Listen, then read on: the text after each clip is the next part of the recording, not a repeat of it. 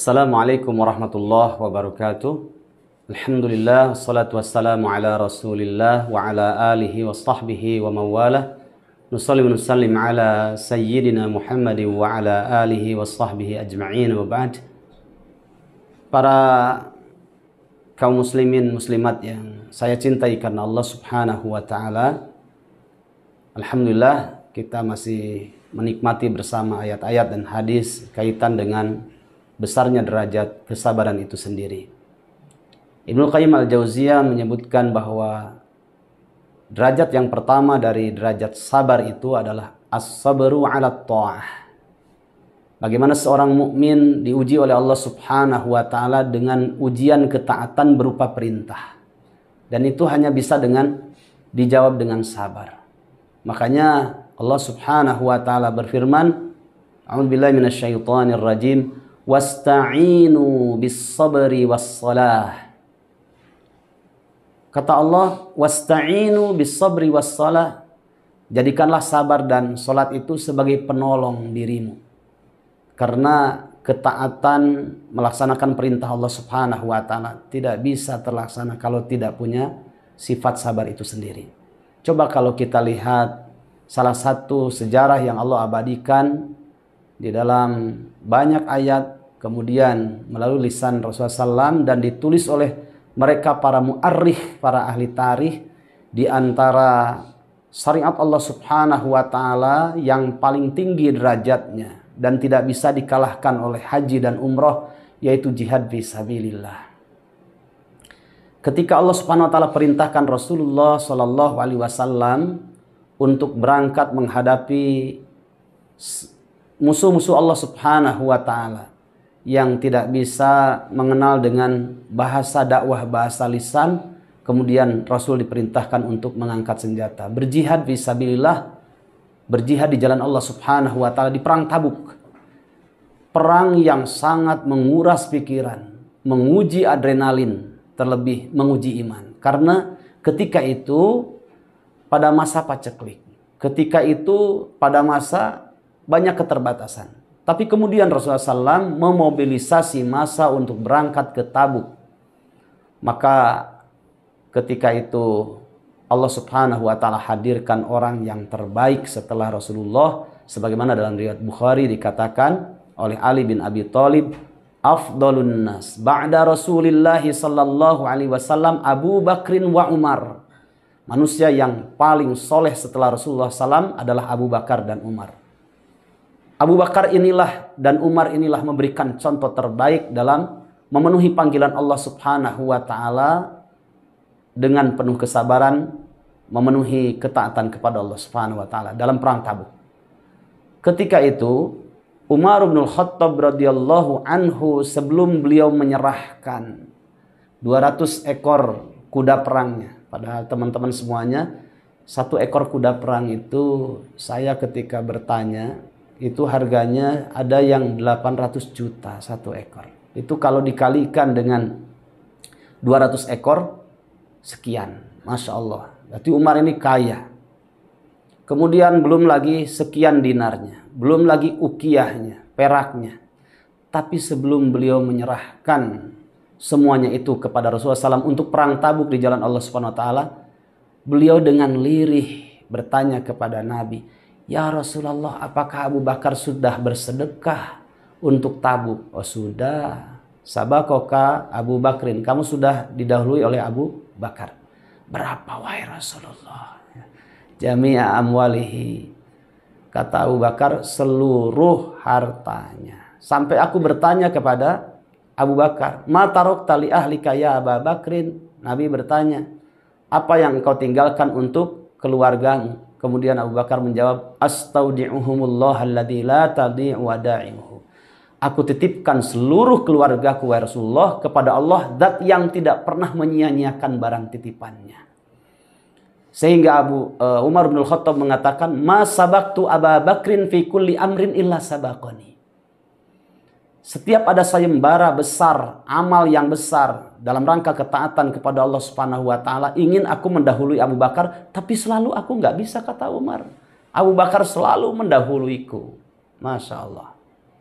Sahabat-sahabat yang saya cintai karena Allah Subhanahu wa Ta'ala. Coba kalau kita pikirkan, mengedepankan perasaan. Satu jihad itu ketika Tabuk ya, sudah tergambar bagaimana ujiannya kalau melaksanakan berangkat jihad. Yang jadi taruhannya itu bukan hanya pikiran, bukan hanya waktu yang jadi pengorbanannya, tapi harta, bahkan di situ air mata, bahkan harus bisa mengorbankan kalau takdirnya terbunuh di jalan Allah, harus mengorbankan jiwa raganya, darahnya. Itu kalau ukuran hawa nafsu nggak bisa. Maka ketika berbicara tentang iman, dan di situ ada kesabaran bagian dari keimanan itu sendiri, barulah semuanya terjawab. Sehingga benar kalau kata Ibnu Qayyim Al-Jauziyah, seorang mukmin yang hebat itu dia pikiran dan hatinya sudah ada di akhirat. Maka badannya mengikuti alur pikirannya dan hatinya. Sabar yang berbicara ketika itu. Inginnya tidur saja di Madinah.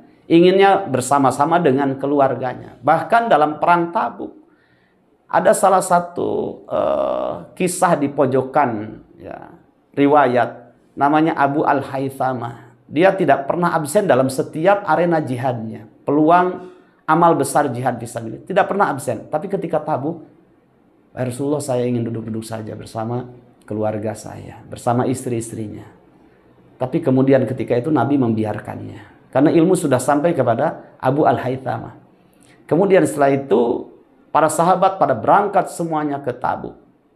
Tapi Abu Al-Haythamah bersama istri-istrinya. Badannya bersama istri-istrinya. Makan, minum, sahih dan yang lainnya. Tapi hati dan pikirannya ada bersama Rasulullah SAW di Tabuk. Akhirnya disitulah kesabarannya hadir. Keimanannya timbul. Dari lerung hatinya yang sangat mendalam. Wahai istriku, siapkanlah kendaraannya. Wahai istriku, siapkanlah perbekalannya untukku. Wahai istriku, hari ini aku akan menyusul Rasulullah SAW ke Tabuk. Kalau bukan karena sabar yang ada dalam jiwanya, yang didasari iman kepada Allah Subhanahu wa Ta'ala, itu tidak akan terjadi. Masya Allah. Inilah pentingnya sabar untuk mendahulukan apa yang menjadi perintah Allah Subhanahu wa Ta'ala, kemudian mengekang hawa nafsu kita. Bukankah Rasulullah SAW dalam sebuah hadis yang sahih, "Thalathun man kunna fihi wajada halawatal iman, ayyakunallahu wa rasuluhu ahabba ilaihi mimma siwahuma, wa ayyuhibbal mar'a la yuhibbuhu illa lillah, wa ayyakraha ayyauda fil kufri kama yakrahu ayyukdafa finnar." Ada 3 perkara yang jika seseorang melazimi 3 perkara ini dalam kehidupannya, wajadah halawatal iman. Dia akan merasakan lezatnya iman. Yang pertama, ayyakunallahu wa rasuluhu ahabba ilaihi mimma siwahuma. Dia lebih mendahulukan Allah dan Rasulnya daripada selain keduanya. Itu yang berbicara apa? Sabar ya, dalam memenuhi panggilan Allah Subhanahu wa Ta'ala. Sabar di dalam mendahulukan, menjalankan sunnah-sunnah Rasulullah SAW daripada keinginan hawa nafsunya. Kemudian mencintai seseorang sebagaimana dia mencintai dirinya sendiri. Kemudian yang ketiga, dia benci kepada kekufuran sebagaimana bencinya kalau dilemparkan ke dalam neraka jahanam. Sahabat-sahabat yang saya cintai karena Allah Subhanahu wa Ta'ala, banyak sejarah yang Allah abadikan di dalam Al-Quran maupun di dalam sejarah yang dituangkan oleh para mu'arrikh tentang kehebatan para sahabat, kehebatan para tabi'in dan orang-orang soleh yang mengikutinya ketika mereka mendahulukan Allah Subhanahu wa Ta'ala dan Rasulnya daripada keinginan hawa nafsunya. Dan itu yang mendasarinya adalah keimanan berupa sabar. Ada salah seorang sahabat Rasulullah SAW namanya Domroh bin Jundab. Beliau salah satu di antara sahabat yang tertinggal ketika hijrah. Para sahabat dan Rasulullah SAW dan para sahabat sudah ada di Madinah. Beliau tertinggal. Kemudian karena beliau sudah tua, punya banyak keterbatasan, tapi imannya begitu besar, kecintaannya kepada Allah dan Rasulnya. Akhirnya dia berangkat dari Makkah menuju Madinah. Dengan tergopoh-gopoh, dengan keterbatasan, bekalnya, tapi ada bekal yang sangat besar yang memenuhi hatinya dan nuraninya, yaitu keimanan, kesabaran. Dia menyusul Rasulullah SAW, kemudian sudah sampai pada klimaksnya. Dia rasakan dari hati yang bersihnya sebuah firasah. Kalau dia tidak bisa sempurna sampai kepada negeri yang sangat dicintainya, yang di situ ada Rasulullah SAW, yaitu Madinah. Akhirnya sudah merasakan kelelahannya. Kemudian di pertengahan jalan sebelum sampai ke Madinah, beliau menengadahkan kedua tangannya dan mengatakan, Allahumma taqabbal hadhihi bai'ati li rasulika Muhammad sallallahu alaihi wasallam wa hadhihi mahabbati lak. Ya Allah, terimalah inilah baiatku kepada Rasulmu, yaitu Muhammad sallallahu alaihi wasallam. Ya Allah, terimalah. Inilah bukti cintaku kepada Engkau, ya Allah. Masya Allah. Dengan keterbatasannya, tapi memiliki iman yang sangat tinggi. Yang disitulah sabarnya berbicara. Akhirnya berangkatlah menuju Rasulullah SAW di Madinah. Akan tetapi barakallahu fikum, sahabat-sahabat, teman yang saya cintai karena Allah Subhanahu wa taala. Banyak sekali contoh yang lain tentang bagaimana orang-orang soleh dahulu dari kalangan para sahabat yang mereka mengedepankan kesabarannya dalam melaksanakan ketaatan kepada Allah Subhanahu wa taala. Di antaranya juga Allah abadikan dalam surat An-Nisa surat keempat ayat yang ke-100 tentang seorang sahabat Rasulullah yang bernama Damrah bin Jundab. Masya Allah. Dengan keterbatasannya beliau, karena dia sudah tua, kemudian sakit-sakitan. Sedangkan Rasulullah SAW dan para sahabatnya, mereka sudah berangkat hijrah ke Madinah. Sedangkan Damrah bin Jundab masih di Makkah.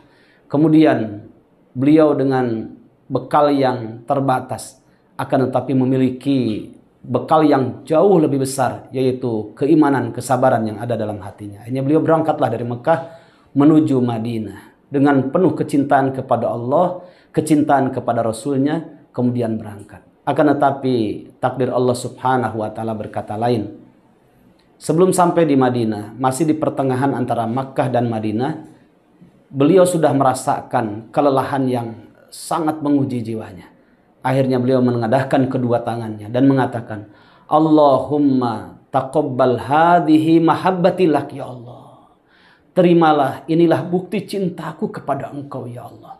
Allahumma taqabbal hadhihi bai'ati li rasulika sallallahu alaihi wasallam.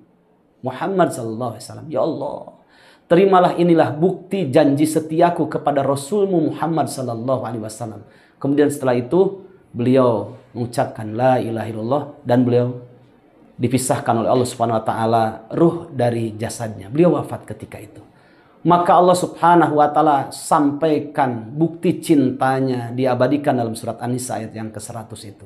Di penghujung penggalan ayat itu Allah berfirman, "Wa may yuhajir fi sabilillahi wa may yakhruj min baitihi muhajiran ila Allahi wa rasulihi thumma yudrikhul maut faqad waqa'a ajruhu 'ala Allah wa kana Allahu ghafurur rahim." Ada orang yang keluar dari rumahnya, maksudnya adalah Damrah bin Jundab ini radhiyallahu an. Ada orang yang keluar dari rumahnya dari Makkah menuju Madinah, menuju Allah dan Rasulnya. Akan tetapi kematian jauh lebih mendahuluinya. Kemudian Allah Subhanahu wa taala menetapkan pahala baginya karena kejujuran hatinya, membuktikan cintanya kepada Allah dan Rasulnya, membuktikan kesabarannya dalam melaksanakan ketaatan kepada Allah dan Rasulnya. Wa kana Allahu ghafurur rahim. Dan Allah Subhanahu wa taala zat yang maha pengampun, zat maha penyayang. Sahabat-sahabat yang saya cintai karena Allah Subhanahu wa taala, Damrah bin Jundab mestinya kalau mengikuti hawa nafsunya itu akan berbicara, ngapain nyusul-nyusul Nabi Muhammad? Dari Makkah ke Madinah itu jauh. Lagian sudah tua, sudah sakit-sakitan. Akan tetapi berbeda kalau sudah berbicara akhirat, kesabaran itulah yang lebih didahulukan. Karena ingin merasakan lezatnya iman, mendahulukan Allah dan Rasulnya.